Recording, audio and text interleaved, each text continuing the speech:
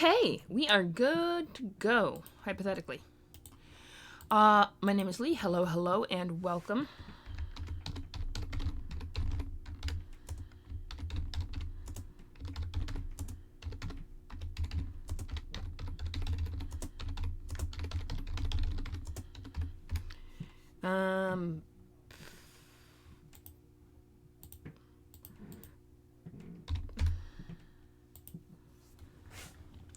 Okay, everyone, welcome to the stream. I meant to do this. I swear I meant to do the schedule. Ooh, apparently.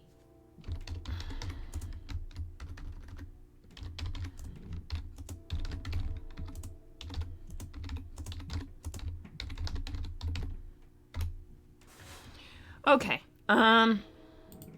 There's a train in the background. That is fun. Welcome everyone to the stream. My name is still Lee. I guess she-ish vibes today. I had to go femme for a doctor's appointment, and I don't even know what to do about that. So we're just gonna keep up the femme vibe, I guess. Just remember I'm not a woman, and we'll be square. What else? Let me go to here. Hang on. Nope.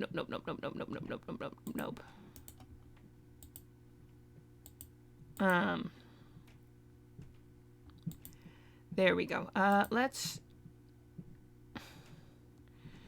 So there's this new video, and I kind of want to show it to you guys. Oh, I also have Greyhawk. I should probably take that off. Not because I don't love Greyhawk, is because, let's see.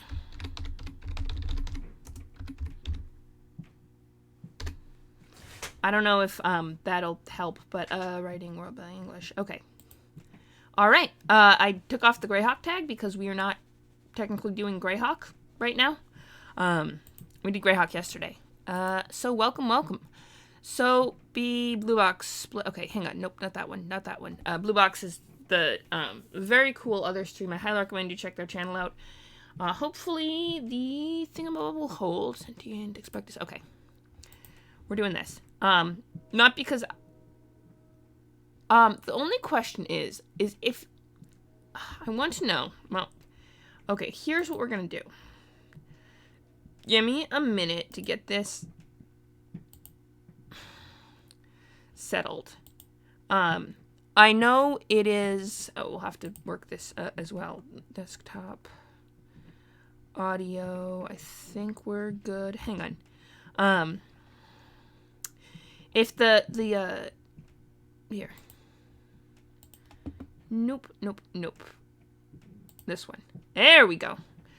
If you guys will humor me, and I really would appreciate it if you would, we could do a little bit of, so a very good friend on the Discord server showed me this video, and not the common lightsaber features, it's a video on, here.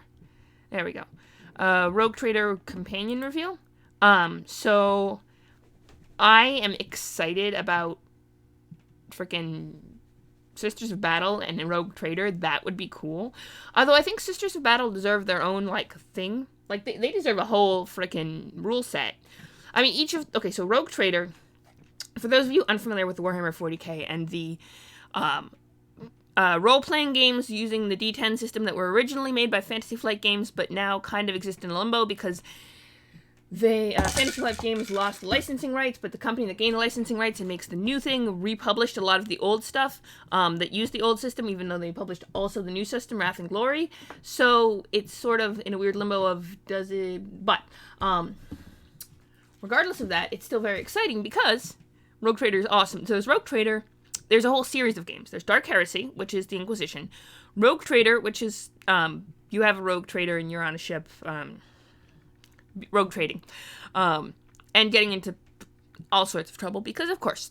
So you got Rogue Trader, you got Death Watch, which is the Space Marines, Only War, which is the Iggies, Imperial Guard. I love the Imperial Guard. I have a soft spot in my heart for the Iggies. They're just the Iggies, you know. You can't. Well, okay, I find it very difficult to not like the Imperial Guard. Call me crazy, call me human centrist, but I find them to be one of my favorite factions. So the Imperial Guard, with Only War, and I think there might be one more. There's Death Watch, Only War, Rogue Trader, and Death Watch, Only War, Rogue Trader. I think that's it. So yeah, you play as various forces in the Imperium combating the tides of all the things that want to kill humankind in the 41st millennium, which is a lot of things. Sisters of Battle are really cool, and they deserve their own title in that lineup, but I think they're going to be Rogue Trader Companions, seems like. Sisters of Battle are just awesome. We might just do a... Okay, here's what we're going to do. Let me double check that the desktop audio. Come on, I know I put you in here. Manager, Bloodlines, Flail Snail, What is that? Oh, yeah, that was a when I did an epic showdown and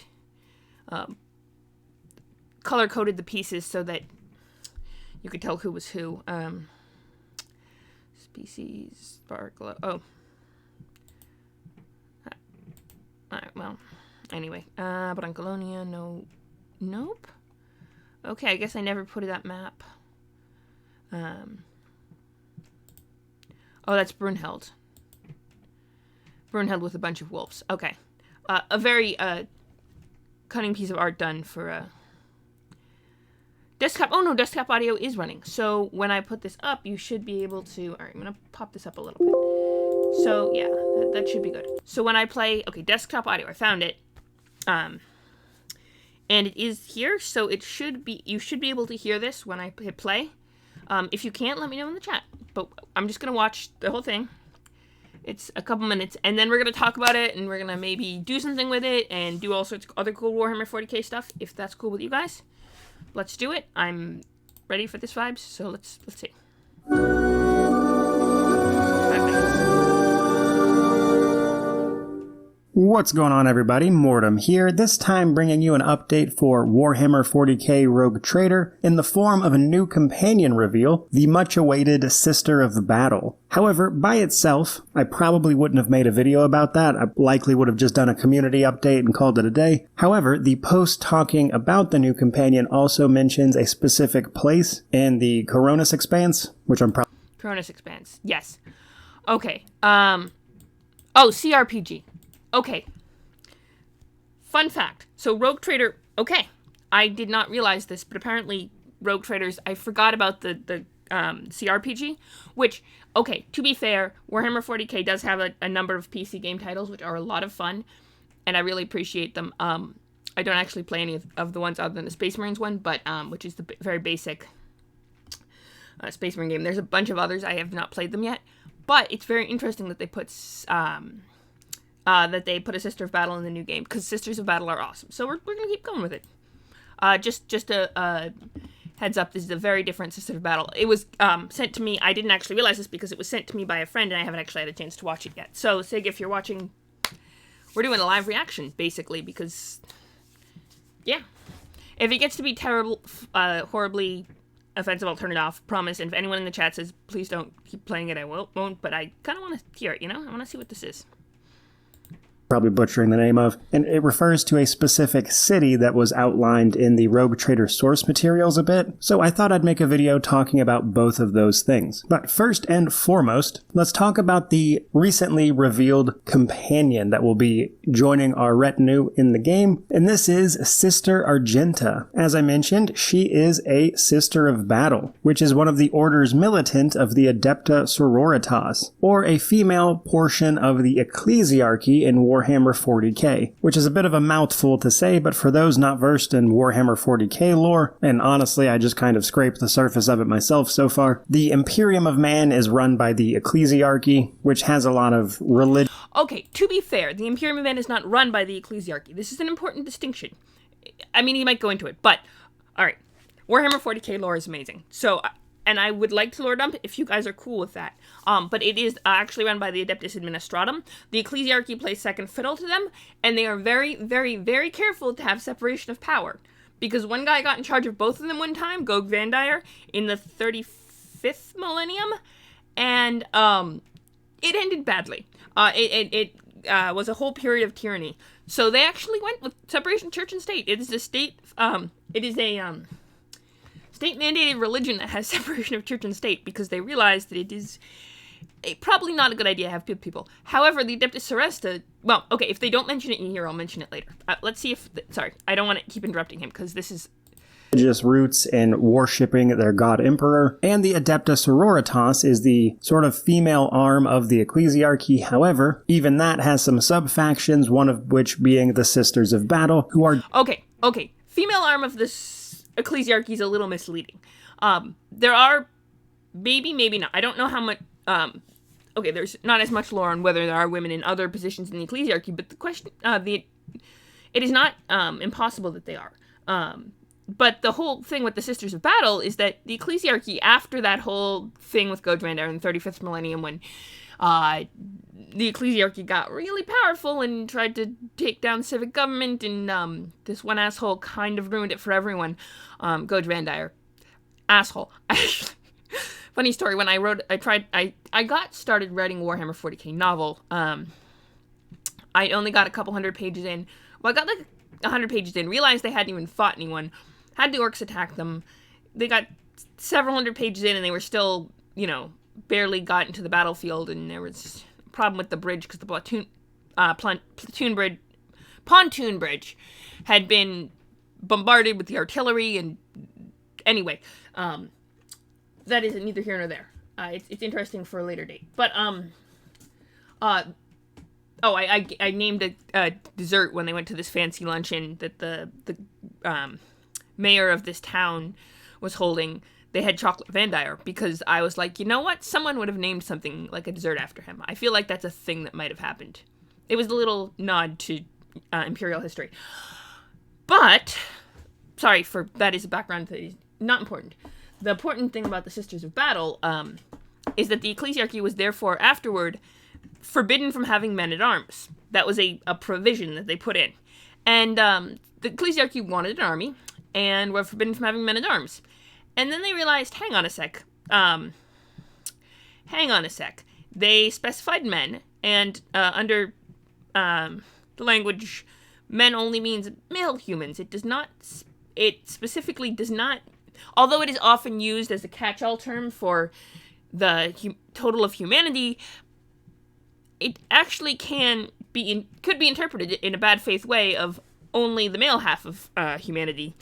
And sometimes it's meant that way. It depends on context, and very clearly the context was, we don't want you having soldiers. But they specifically said men-at-arms, and they're like, well, you didn't say women, and that's why they have the Sisters of Battle. That's why the Sisters of Battle can't exist. And the Adeptus Soresta, other branches, most likely do exist as sort of the same way religious sisterhoods exist throughout history and across religions here on Earth, even today, and presumably into the future because of the way religions segregate by gender and such. But that is a very important fact, that they were only created because the ecclesiarchy was not allowed to have men-at-arms, and still isn't. But they have the Adeptus Soresta, who are pretty much as good, and also who are better than most men, and wear power armor, and are just badasses and awesome. They're not genetically modified, they're just awesome. They have nothing but their faith and really good equipment, and they make that work. And the, training and skill. But they don't have any, weird genetic enhancements, no drugs, no genetic tweaks like Space Marines have.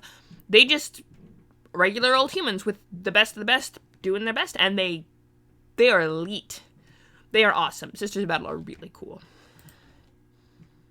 Dedicated to being as proficient in combat as they can. To them, battle is their form of prayer, if that makes sense. And of course, Sister Argenta is a Sister of Battle. Let's talk a little bit about her background. She was an orphaned daughter of Imperial Guard officers, which means she was sent to an institution called the Scala Progenium. In Warhammer 40k, human life is kind of grinded through, and orphans of officers of the military, if you will, get sent to the Scala Progenium, which acts as a sort of orphanage as well as a training ground for future officers. Prior to this, Argenta apparently only has one memory, and it is fragments of some sort of battle, likely the one her parents died in, before she comes across the double-headed eagle that is the symbol of the God Emperor of mankind. Naturally, this sparks a bit of faith in her, as she feels the reason she survived this ordeal is because of this, and it was some sort of miracle, if you will, from the Emperor himself, and thus she dedicated herself to the Scala Progenium and then the Adepta Sororitas, which is how she became Argenta, the Sister of Battle. However, it does get a bit more interesting from there. It would appear that she was originally supposed to be sent to the city of Footfall, which we'll talk about here in just a second, to help guard a holy reliquary. For some reason, she steps away from this duty, presumably to join our crew, possibly, but the specifics are left a little vague. Basically, we know that she was supposed to guard this holy reliquary, but obviously steps away from it in some form, which is likely a tease for the events of the game itself, and that is pretty much what we know about Argenta up at this point. However, I mentioned the city of Footfall. That is what I want to talk about in the back half of this video, because Footfall is a somewhat important city for the Rogue Trader source material, that is to say the tabletop game the CRPG here will be based on. Now, to give a very short description of...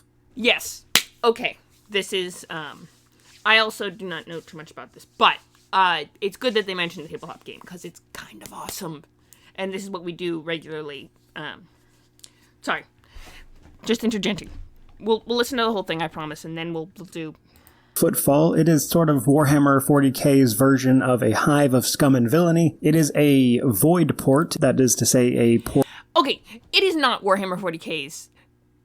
I think he's being, not facetious, but there are a lot of hives of scum and villainy. Necromunda is the Warhammer 40k's hive of scum and villainy, if you want to go back to the setting. Like, this is just very specifically to the Chronos Expanse and the Rogue Trader faction of... Okay, so, Chronos Expanse. Quick geography lesson. I'm gonna bring up a map. Give me half a second. I'm gonna pop this down real quick while I do this, just so...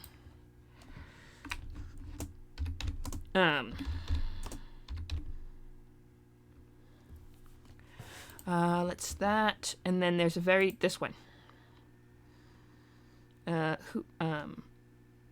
Moon Prophet. Yes. Here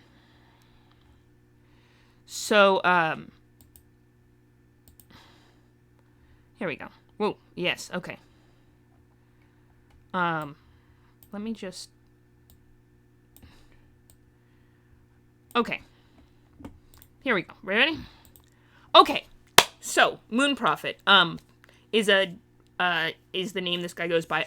A very talented artist who drew this map, and you guys, I know I push Anna B. Meyer. I have not followed any of their other work, but this map is very handy, and it's one of my favorites of the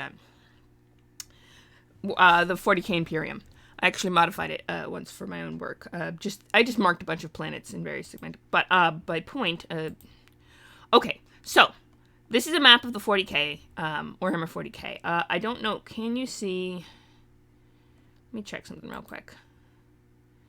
I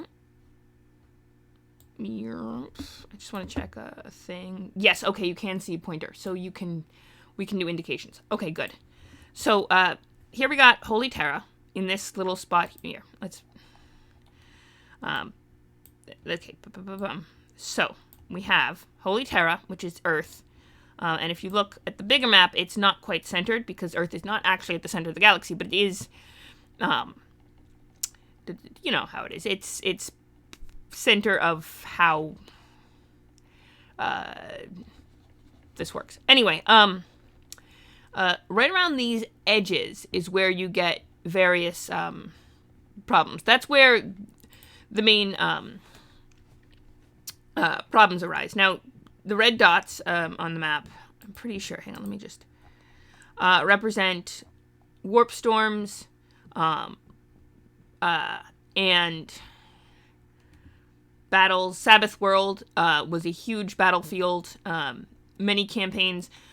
Saint Sabbath was a Imperial Saint, and her home planet was in that part of the galaxy. A lot of those got taken over by Chaos. There's a huge crusade to make it happen, to fix that. Gaunt's Ghosts by Dan Abnett. Actually, To My Little Fish. I don't know if we can see them. I will get the fish cam set up eventually, but yes, I did name my fish after characters in his book who fought in the Sabbath Worlds. We're doing an Imperial lore dump. For 40k. So, the reason I bring 40k up. So, Necromunda, I don't know where Necromunda is exactly. Let me check.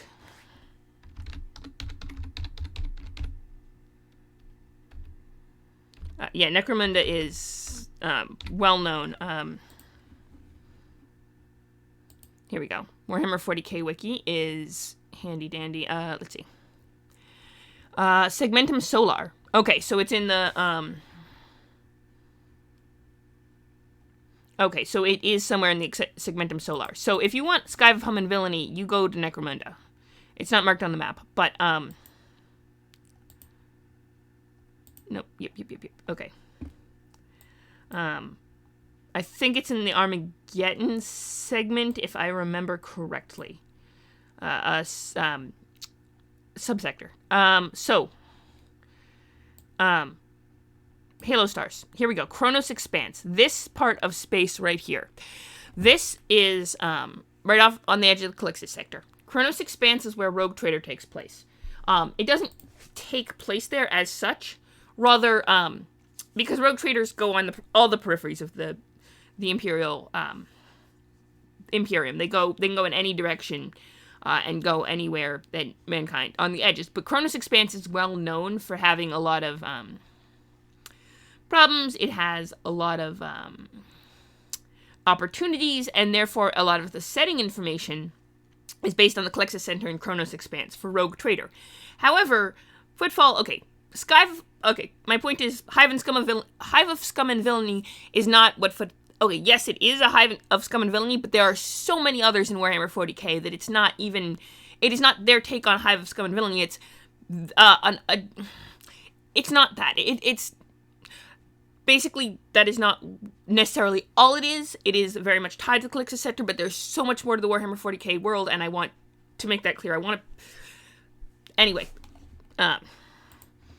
this guy clearly isn't as into the lore as I am, which is fine. Port out in space, composing of asteroids and a giant statue of the God Emperor. But Footfall is really interesting because it is sort of a meeting point of all sorts of people. Its main existence, if you will, is dictated by driving profit, as it is kind of out in the wild, so to speak. And naturally, it's a pretty cutthroat place, but you can find some amount of representation of pretty much every type of person. That is to say, chaos cultist, unsanctioned psychers, heretics, the whole 9 yards. And while this is of course where Argenta got sent to guard this reliquary, I think it is likely to also play a role in the game itself, as Footfall is a rogue trader city, meaning that it was actually founded by a rogue trader, and they have a very interesting rule where any rogue trader that visits the city is pretty much in charge. And seeing as we're playing a game as a rogue trader in a place where Footfall exists, I think it's safe to say we'll be going there, and it might even serve as some sort of base of operations, but that's purely speculation, as it's pretty obvious with a place like this that rulers don't exactly last long. So a rogue trader showing up here and trying to change everything is likely to get stabbed in the back. But nonetheless, the city will respect a rogue trader to some degree, but while that's a sort... Okay,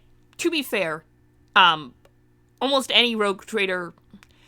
They're not, almost any Imperial place will respect rogue traders. Now, they actually have real governments and not this free-for-all that is Footfall, but rogue traders are highly respected throughout the Imperium. Almost any Imperial city, if rogue traders show up and can prove they're rogue traders, they will be respected. They get audiences with the planetary governor. They get, almost any merchant will deal with them. They're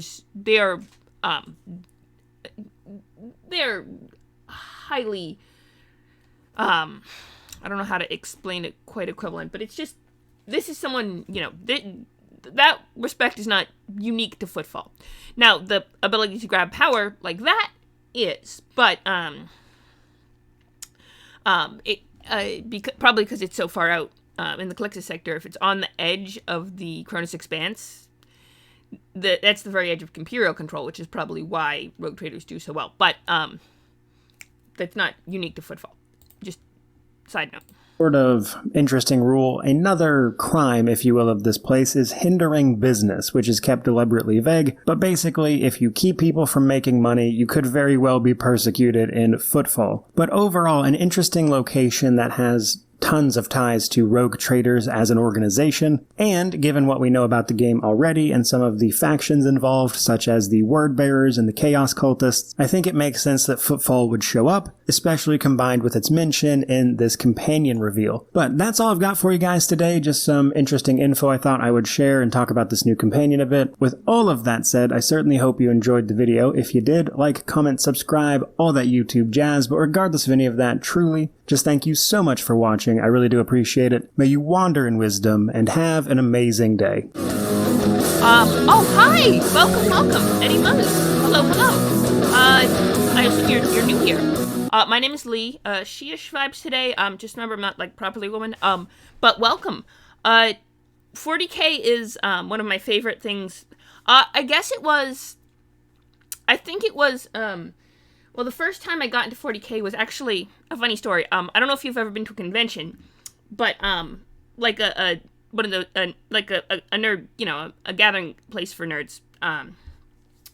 But it becomes a thing if you're holding it at the hotel that you're kind of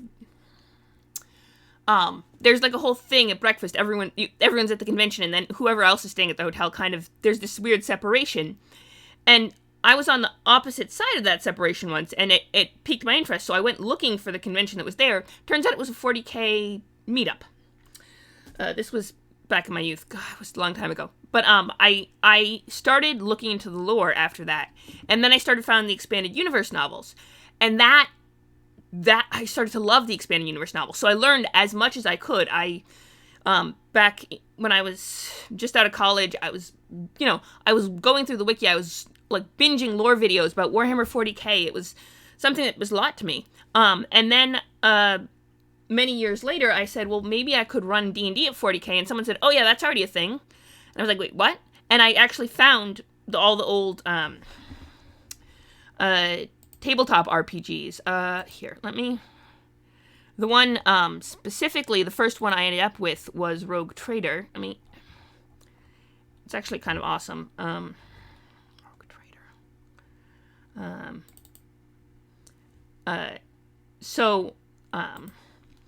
I tended to, so I started out with Rogue Trader, and I kind of started running games, and when my friend sent me this video on our, channel Discord, I assumed it was from the Rogue Trader game, but obviously it's not. It's from the new video game they're putting out, which I think is going to be pretty cool.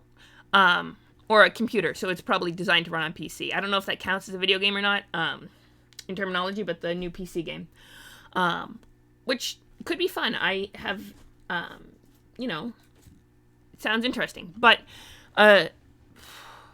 yeah, that's why I got so into 40K. The lore is just the coolest. And one of the fun things about 40K is that you can kind of, because there's so much, the Imperium is so big. There's arguments on the forum about whether the planets are in the millions or billions. And I've sided with the billions simply because the way the millions did their math, they forgot that you could terraform planets and that asteroid mining sites were a thing, that there were more than just planets in the M class is the Star Trek term. Planets in the habitable zone of a star. That's not the only thing, and each star only having one habitable planet is, Earth, we know Holy Terra, the system in 40K, has Earth, Mars, the Moon, and Jupiter. At least 4 habited planets. Now, that's not enough to go from millions to billions, but that their argument that it was lower because of that was what swayed me to the other side. Sorry. This is how this goes, the streams. I tend to just nerd out about, all sorts of things, actually. But 40K, I tend to do 40K at least a few times a week, because 40K is awesome. But I started doing, but the point on that was because it's so expansive, what you can do is create planets. And then you can kind of integrate them into, like, okay, here's a planet, this is completely unique, but also it's integrated into the 40k system. How would it react with the Imperium? How would this type of planet react to the Imperium? How would this, there's so much room to maneuver and create while in a framework of how it interacts with the Imperium. And I find that personally really cool. So what I started doing during the streams is I started out world building streams. This one, which one am I using for that?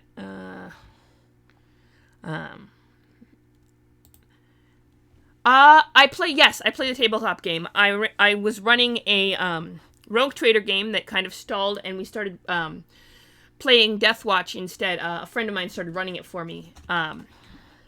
We played Deathwatch, which is the tabletop game, which, as it was released by Fantasy Flight Game, not the tabletop war game with the army's combat simulation.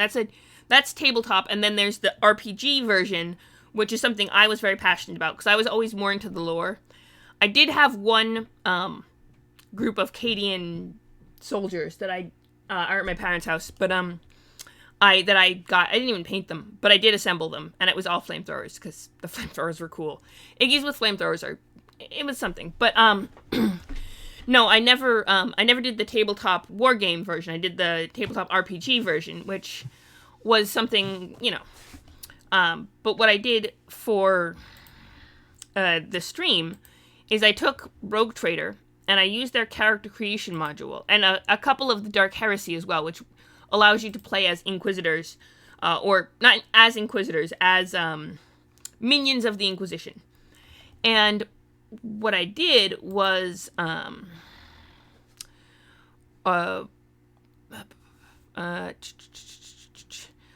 took the character creation module for this that, and I created a crew. I created a ship, a Rogue Trader ship. I created a crew. I wrote stats for, that's the stats for the ship. This is a bunch of planets. I do world building. That's my thing, is world building. So planetary creation was a, I don't want to say pastime, but something I'm very passionate about, and that's what we do a lot of on stream. This is just a bunch of, here we go.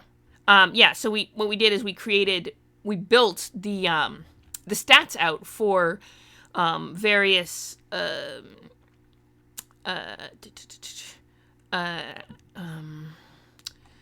members of the crew. Crew being led by, why is it, okay, at least it's Times New Roman. I don't know why I put it in size 11. I suppose I could up the font size to, 14, so it's easier to read. That wouldn't hurt anything. Hang on. I don't know how, probably could have done that easier, but there we go. That should be easier to read on stream. I didn't even think of that. Johan Johansson was actually created by a good friend and a friend on the stream. But yeah, I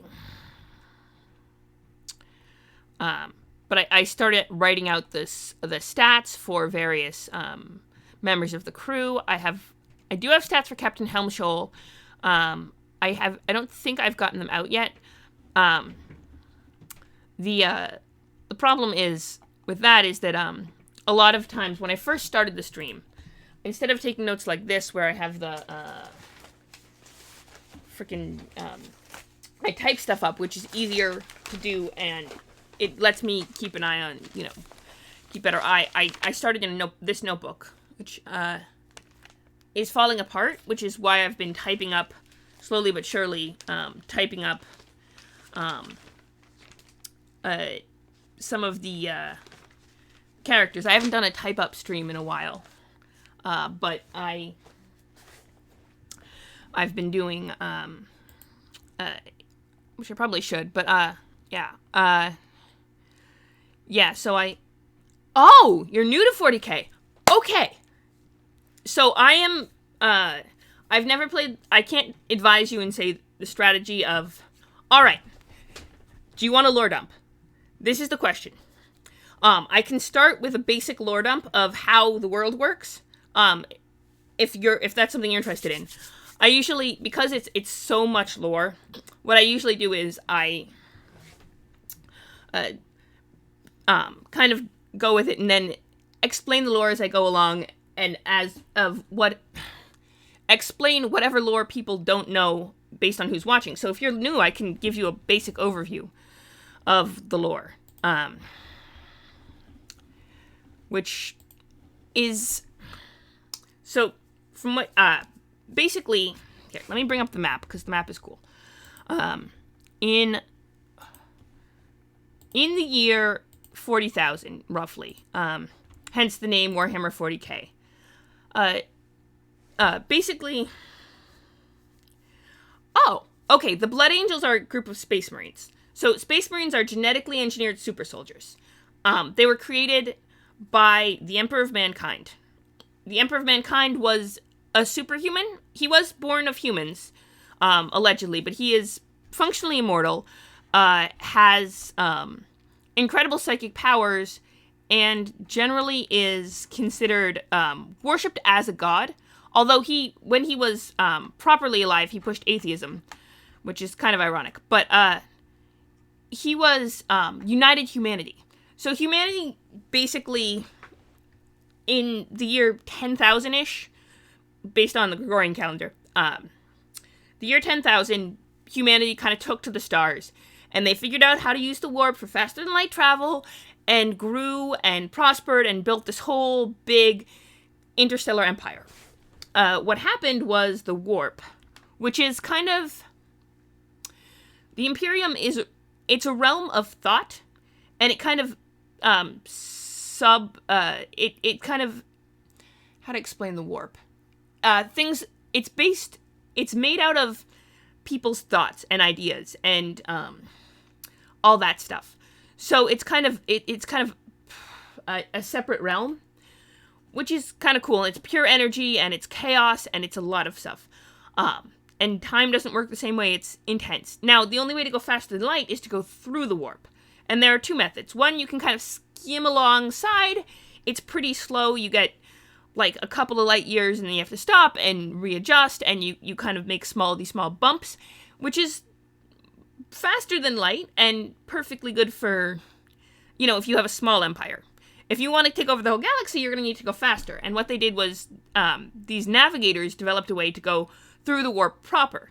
Now, going through the warp proper is exceedingly dangerous, and because it's made up of thoughts, there are these 4 chaos gods who are kind of the embodiment of pure evil. And their goal is to try to corrupt human beings into their own designs to increase their own power.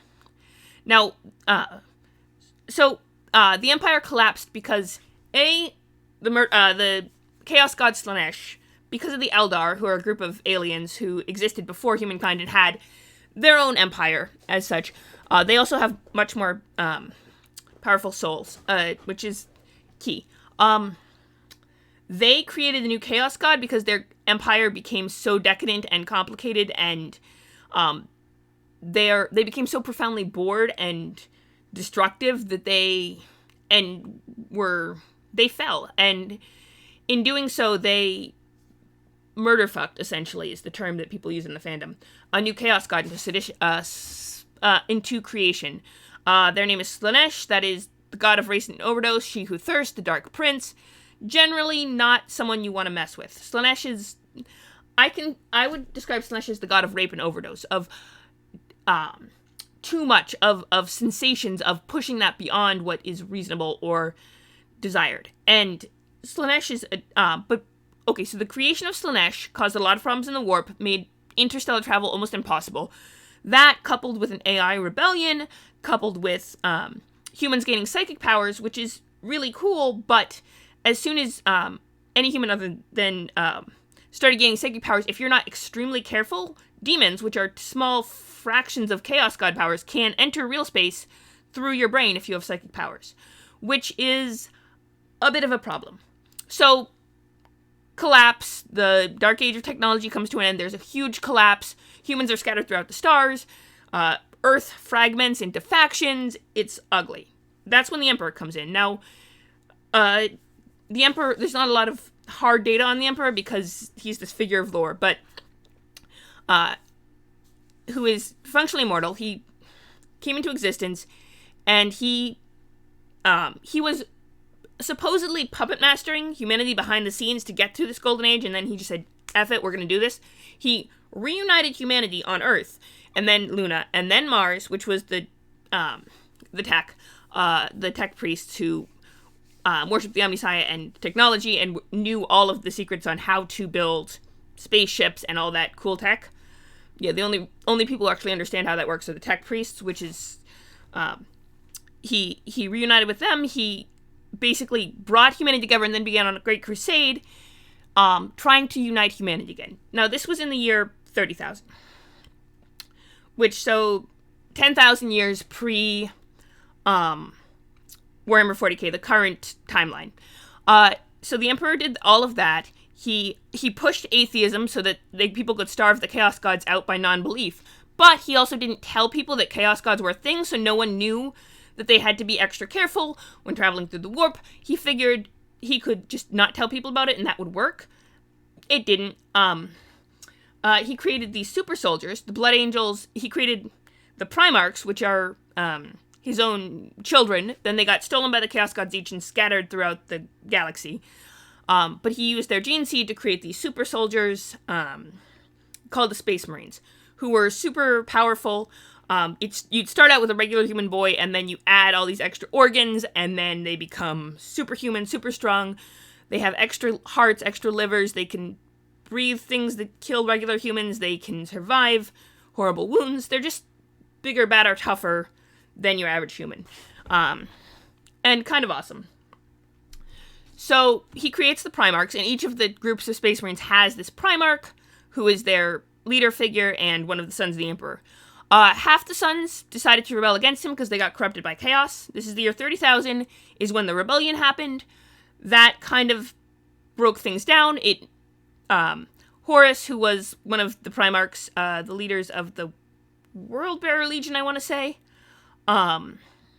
broke down and murdered the Emperor. Sanguinius jumped in to defend him. That's the Blood Angels, the Primarch of the Blood Angels, who was killed in that. The Emperor was severely wounded and placed on the Golden Throne, which is basically a life support system.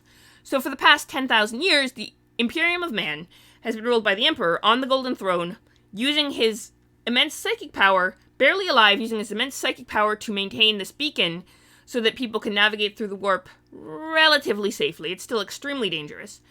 And soul bonding with all of the human psychers to keep them from getting stuck with warp problems. But there are a lot of threats. There are chaos troops. There are pretty much every alien species in the galaxy wants to kill humanity because humans ran into orcs who are... There's a lot of reasons orcs exist, but they basically were created to resist chaos in the warp a long time ago, created to be excessively violent and to destroy, and then they just kind of were let loose in the galaxy with no off switch. They're a problem for anyone who doesn't want to fight, which, if you want to say, have a civilization where you have people prosper, is pretty much everyone. So, they become a nuisance and a problem, and there's them, there's the Eldar, who still exist, there's the Dark Eldar, who, when their civilization fell, created a deal with Slaanesh, and therefore have to torture people to death, or they die and are themselves tortured to death. They kind of thrive on pain energy, so that they exist. There's the regular Eldar, who don't like humans. There's the Tau, who are just kind of trying to run their own expansion. They're trying to expand their own empire and have come into conflict with humans because of them. There's Chaos cultists, who have gone over to the dark side of pure evil. And all of these threats to humanity just kind of exist. All over the galaxy, just existing. The Space Marines, the Blood Angels, all of their successor chapters, the Ultramarines, the Salamanders, all these different groups of Space Marines go out of their way to, to fight whoever needs fighting at any given moment. and any, army, they're off doing that. So yeah, there's that, and then there's the Imperial Guard. Warhammer 40k, created for the tabletop, it had to be where any faction could fight any other faction, including itself, or team up with any other faction against a greater threat. So the lore to explain that is pretty intensive. But yeah, the Blood Angels are a group of Space Marines. They are descended from Sanguinius, who was one of the Primarchs who fought on the Emperor's side during the Civil War 10,000 years ago. They are epic, and they have all sorts of really cool abilities and stuff. Each Space Marine chapter, there's so much lore on just the Space Marines. This is just a glossing over of the intense amount of lore, that they created. So yeah, the Blood Angels are just one of the groups of Space Marines, and they fight for the Imperium, which includes the Space Marines, the Imperial Guard, who are just regular old human soldiers, also the Inquisition, who's like the Spanish Inquisition and roots out heresy at its core, which is extremely dangerous. I mean, yes, they do take... This is the balancing thing, and why the whole world is considered grimdark, is because, yes, they do instruct on people and kill innocent people often, but if you don't wipe out heresy, it can lead to pure evil coming into the world. Chaos is extremely dangerous and wants for destruction. So, an antithesis of actually thriving human society. So, there's extreme measures required to root it out. Whether those are too extreme and impinge on people's... Well, they do impinge on people's freedom. So whether that's justified or not is a whole other story. But, not to mention, problem with orcs. There's also Necrons, who, were created by an ancient group of soul-eating aliens. There's a whole layer of stuff that happened before humanity evolved and got out into space. They were created, and there's a bunch of tomb worlds. I would say Space Marines are right up there with the most powerful. Personally, I have a feeling on... Hi, Sig. Welcome. I was just giving we have a new friend and who's relatively new to 40k, so I'm just giving a basic overview of the lore.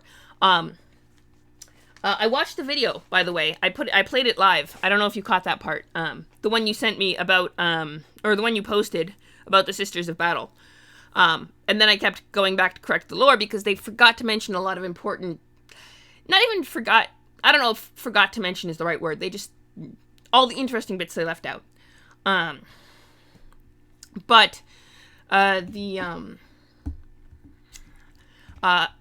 favorite faction, personally, is either the Imperial Guard. The Sisters of Battle are really cool. They're created because the Ecclesiarchy...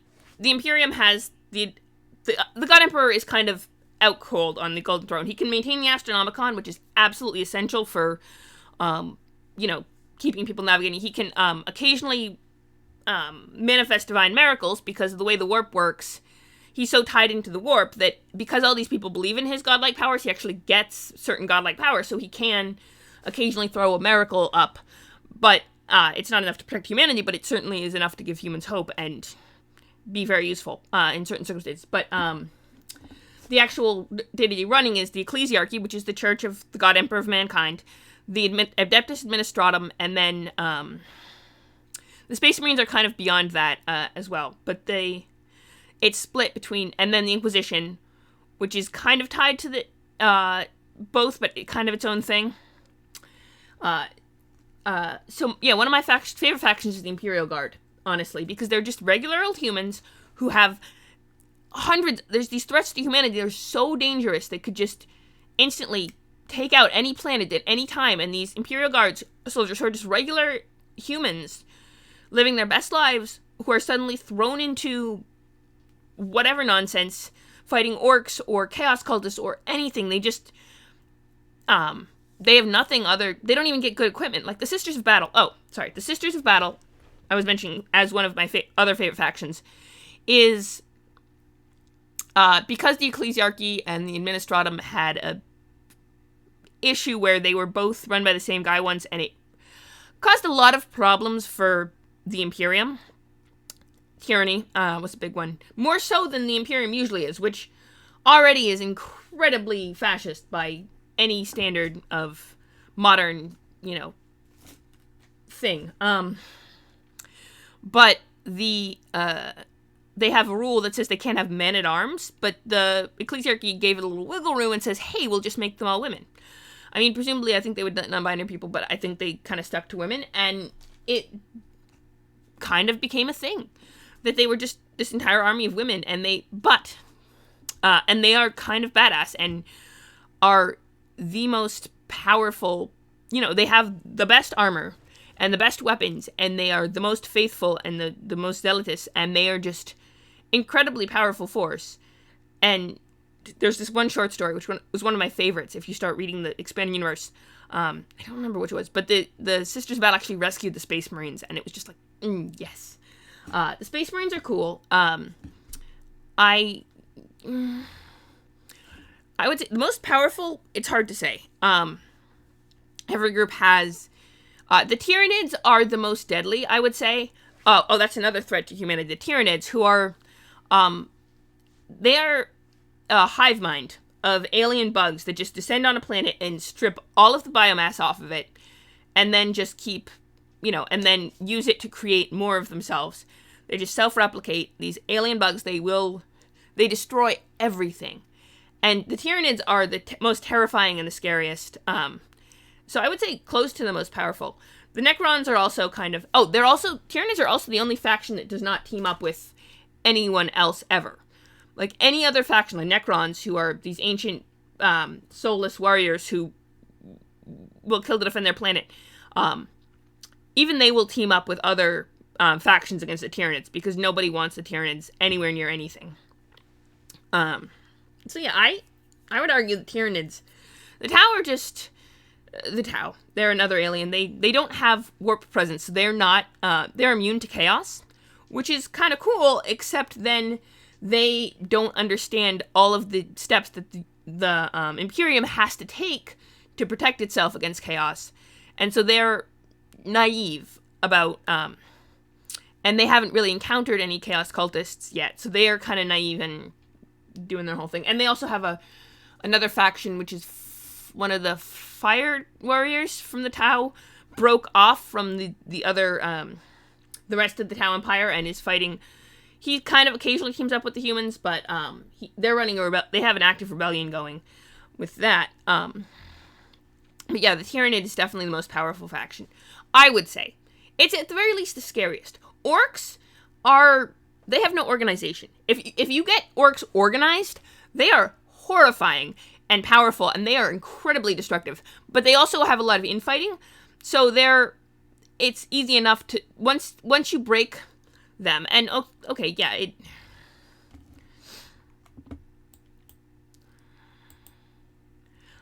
once you break down, but if you get a really powerful wall going, it is a force to be reckoned with.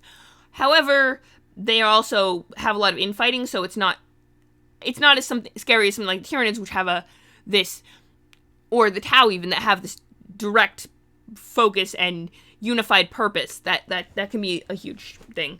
The Imperium, all of the factions of Imperium are absolute badasses. The Imperial Guard get a bad rap because they're just regular humans. They're not, they don't have the badassery of, say, the Space Marines, who are, to be fair, one of the most powerful individual. Person for person, Space Marines are the most dangerous, the most powerful. They are the best. However, if you don't have as many of them, and they're brilliant tactically, too.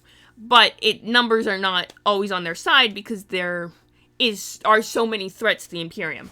So yeah, person for person, Space Marines are the most powerful. I would say.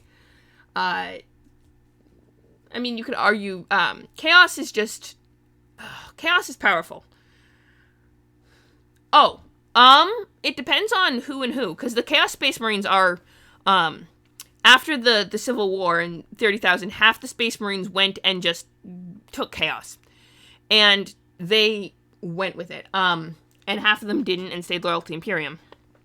And there's been more Space Marines created by both groups over the course of the intervening 10,000 years. I don't know. They're actually just as powerful as each other, which makes them scary. Chaos Space Marines have access to more sorcery powers. Although, to be fair, the Space Marines do use librarians, who they call that's what they call their psychers. Humanity still has people with psychic powers, but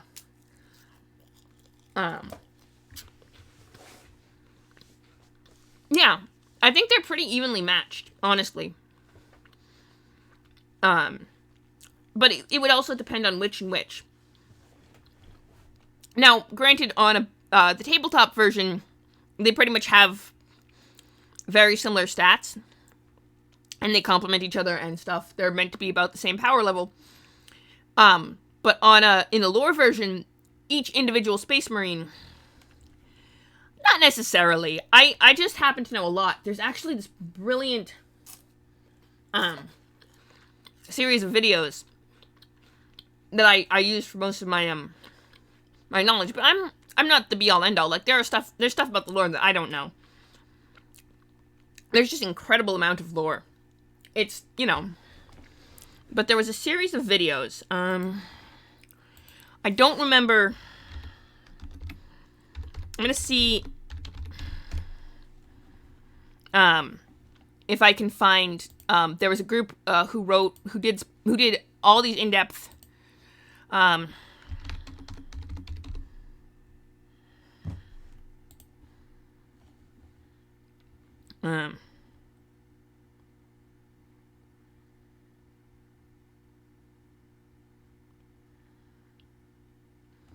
yeah, I'm not the only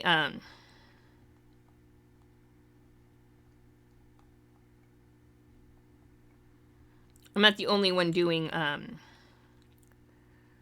lore videos, but and there are people who focus more on focus way more on One Mind Syndicate. That was it. They did well, I don't remember. I believe is the one. Yeah, they're loving the place. Thanks. Nice, right? But what's with all the creepy characters? Oh, them? yeah. Welcome back to another episode of... Yes, this is the one. Okay. This is the Adeptus Mechanicus. But these are One Mind Syndicate. This is their Mechanicus video, but they have tons of others. They just run Warhammer 40, and that's where I learned a lot of this stuff. That and reading the wiki. Like, I'm not the only person doing the lore. I just happen to find it fascinating. And when I wanted to do a stream with character creation world building, which I do tend to do, although we haven't done any yet today, but that's okay. Part of the streams is I always get distracted by pretty much everything constantly, so, but yeah,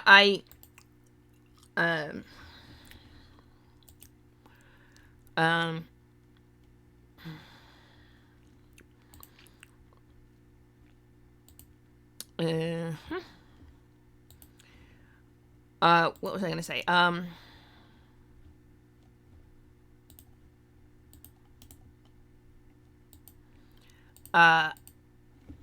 So 40, in terms of 40k lore, yeah, I just end up doing it. And then, of course, I was always more interested in the lore than in the battle, simulation. Like, I get that a lot of people love the tabletop and, like, running the battles and stuff, but that, yeah. Like, I don't even like painting figures. I'm the one 40k person who doesn't paint figures. It's,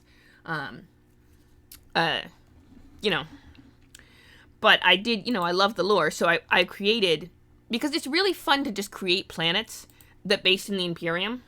And I mean, there's so much more to the lore, too. You could probably create Craft World for the Eldar, which are their planets that they've...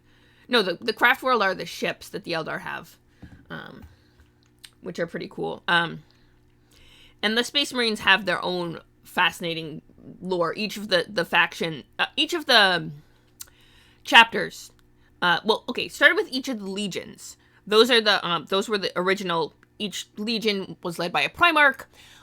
After the Civil War, they were each divided into chapters, which is 100, which were 1,000 Space Marines strong, 10 companies of 100, according to the Codex Astartes. Now, some of the legions didn't do that, so there are chapters who don't comply to the Codex Astartes and are bigger than 1,000, and run their own tactics, such as the Salamanders, the Black Templar, who were actually part of the Imperial Fists until they broke off. But, you know, each chapter has its own unique history. The legions, each Primarch has the history. And then, of course, when they start breaking up into chapters, each chapter has its own history. And some of them are founded so long ago, they don't remember who their Primarch is. They just exist as this chapter of Space Marines. MK?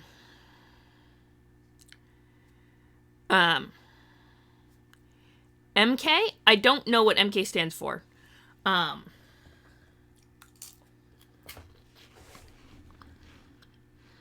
Millennium. Oh. The model? See, Space Marines are not my,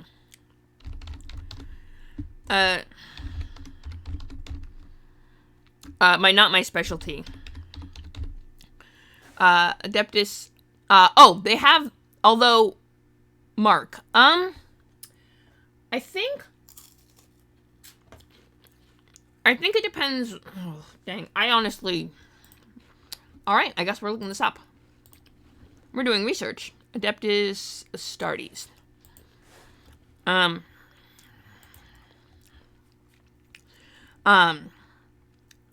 The mark is, how much power, I think that's, what, hang on. Let's see. I believe that refers to what type of battle gear they have. Also, they do have the, yeah, that refers to what, if I remember correctly, that refers to what, the power armor. So, the Astartes have, power armor.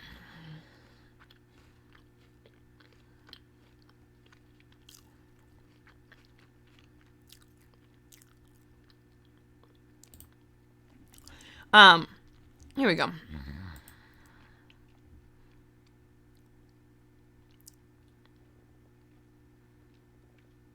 Oh, yeah.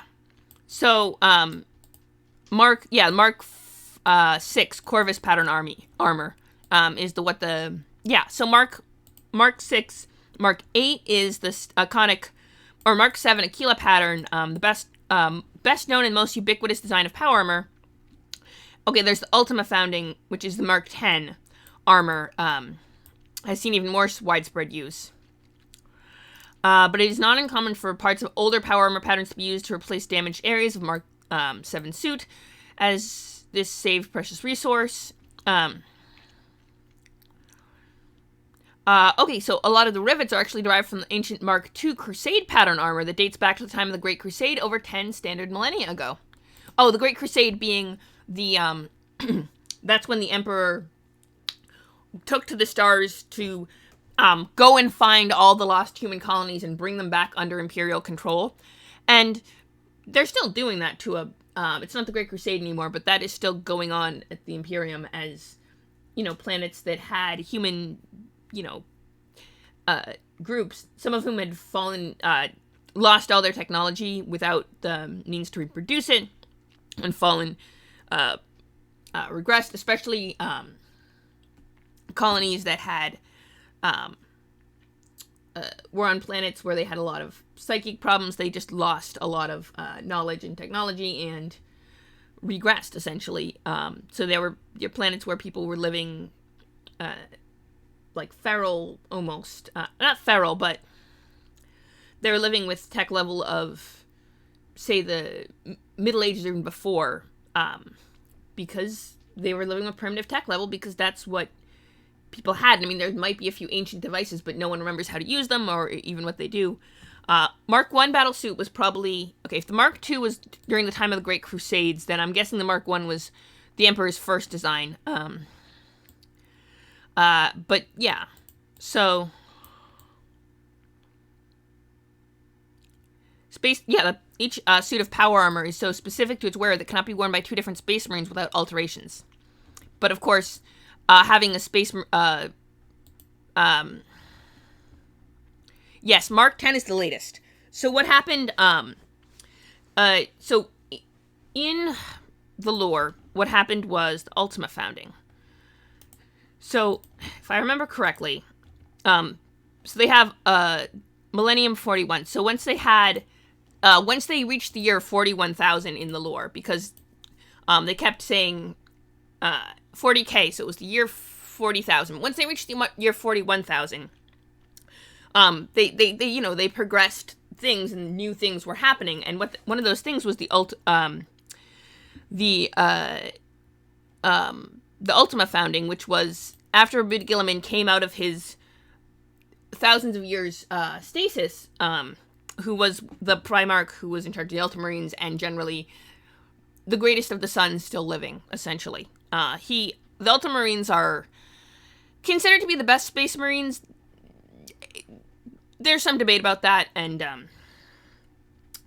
a lot of people would argue what it means to be best and all that jazz. But Rabud Guilliman was also the one who wrote the Codex Astartes, which forced the legions to break up into chapters, and certain Primarchs did not like that. The chapters kind of... There was a lot of interesting friction between even those who were loyal to the Emperor after that whole debacle, after the Emperor's entombment in the Golden Throne. But Rabud Guilliman had basically created this new type of Space Marine who are even tougher and stronger than the original Space Marine, and they wear the Mark 10 armor. Mark 7 is generally that. Mark 8, if you're really lucky Space Marines get Mark 8, and that's better than usual. I don't know if there is a Mark 9. I've never heard of Mark 9. I know Mark 7 is generally the standard, and then Mark 8 is kind of like if you're a highly ranked chapter warrior that has a lot of pull, you might get lucky enough to get Mark 8. But yeah, Mark 10 is the latest, but that's only for the Primus Marines, who are different than regular Space Marines because they were just created in the 42nd millennium, which is, new stuff in the lore that was coming about recently. And I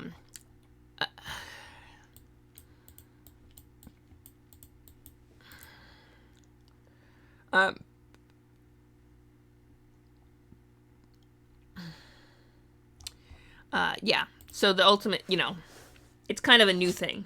But yeah, Mark 7 is generally the, Mark 3 or 4 is old school stuff. There's more lore to it than that, the who gets what armors and stuff like that, but, like I said, my Space Marines are not my area of expertise,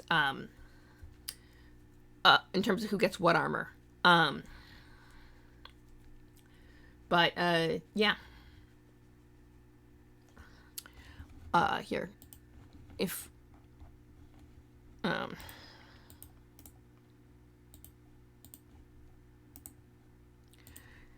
the 40k wiki is a great source if you want to,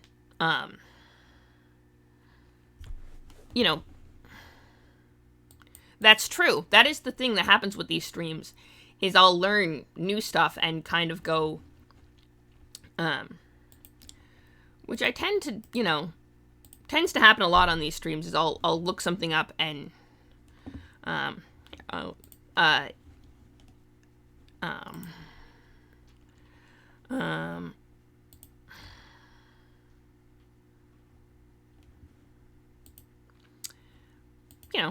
learning stuff. But,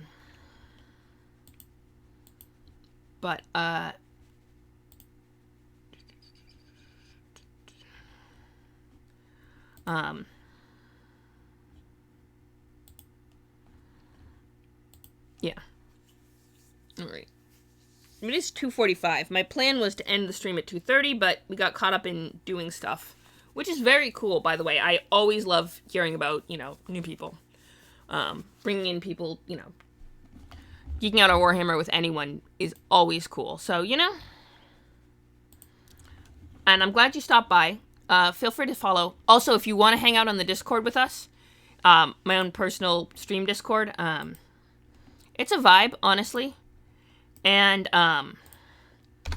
so, you know, if you ever want to pop by, and I do streams, Tuesday and Thursday afternoons are generally my Warhammer 40k days, although that's subject to change. And I do post the schedule. Okay, I meant to post the schedule on the Discord. I'm trying to get better about that. I kind of fell down with posting it, but feel free to pop by any old time if you want to come hang out, talk Warhammer 40k. We could actually do world building. I created a bunch of planets. Hamish, which was a death world. Then we have Visceria. These are just planets I created, you know, being the epic part of the community. But yeah, thanks for dropping by. Thank you for anyone else in the chat too. I always appreciate when people come. Let's see if there's anyone cool to raid. Brush for Hire is always fun, and he's doing mini painting, so we usually raid into that. So yeah, let's raid Brush for Hire. Let's do it. I will see you all, you guys, sooner or later. See you around. Oh, thanks for following. Hey. Awesome sauce. Okay. 2, 1, and ready to go. Off we trot.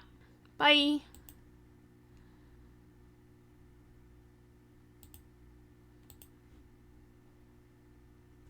Let me just make sure it goes through.